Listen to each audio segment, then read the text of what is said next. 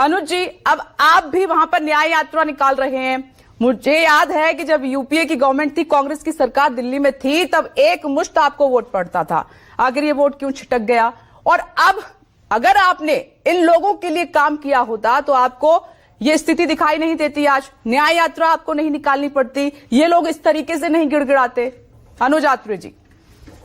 देखिए विपनेश जी, आपने बिल्कुल ठीक कहा कि और इस बात में हमें कोई गुरेज नहीं कहने से कि निश्चित तौर पे बीते 2 इलेक्शन में दिल्ली की जनता ने हमसे अपना रुख जो है अलग किया है और वोट देना हमको जो है, क्योंकि छूट का एक जो आडंबर आम आदमी पार्टी ने भारतीय जनता पार्टी और आरएसएस के साथ मिलकर के जो फैलाया था, कांग्रेस के खिलाफ जो फैलाया था, जनता उससे भ्रमित हो गई। लेकिन आपने पूछा कि कांग्रेस ने क्या किया। देखिए 15 साल हमारी दिल्ली में कांग्रेस की सरकार रही, 10 साल हमारी केंद्र में यूपीए की सरकार रही, कांग्रेस की सरकार रही। डॉक्टर मनमोहन सिंह जी प्रधानमंत्री थे, शीला जी जो है मुख्यमंत्री थी। 2006 में पार्लियामेंट से एक बिल पास कराया गया था। दिल्ली की 1731 कॉलोनियों को जब सुप्रीम कोर्ट ने उनको सीलिंग और डिमोलिशन का ऑर्डर कर दिया था, उनको बचाने का काम कांग्रेस की सरकार ने किया था, दिल्ली सरकार और केंद्र सरकार ने मिलकर। वहीं 2010 में एक दूसरी एक्ट बनाया गया दिल्ली की सरकार द्वारा, जिसमें जो स्पेशल एक्ट ला करके उनको व्यवस्थित करने का, उनको पास करने का काम कराया गया, जिसके तहत उन अनऑथराइज कॉलोनीज में, झुग्गी झोपड़ी बस्ती में जो हमारे जनप्रतिनिधि थे, सरकार थे, वहां काम कर पा सकती थी। उससे पहले काम नहीं हो पाता था। वहां पर विकास 2010 के बाद शुरू हुआ है, जब कांग्रेस की सरकार ने उसको पास किया।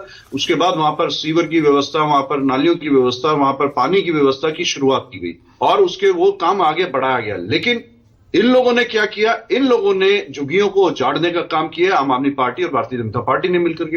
अकेले 2023 पिछले वर्ष की अगर मैं बात करूं, 28,000 झुग्गियों को तोड़ा गया, जबकि केंद्र से बिल पास कराया था कांग्रेस की सरकार ने। इनको स्पेशल प्रोटेक्शन एक्ट के तहत इनको सुरक्षित किया गया था कि कोई भी कार्रवाई नहीं की जाएगी जब तक इनको कहीं विस्थापित न किया जाए। लेकिन बिना विस्थापित के 28,000 झुग्गियों को बीजेपी और आम आदमी पार्टी ने मिलकर बुलडोजर चलाया, उनको तोड़ा।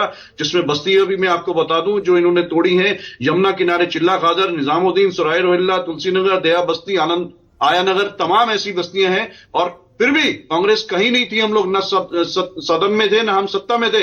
हम लोग विपक्ष में रहते हुए हम लोगों ने इनको बचाने का प्रयास किया। सराय रोहिल्ला की झुग्गियों में हमारे कांग्रेस के ही वकील जाकर के बिना फीस के उनके वहां कोर्ट में गए, हाई कोर्ट में गए, उनको स्टे दिलवाया। आयानगर की बस्तियों को स्टे दिलवाया।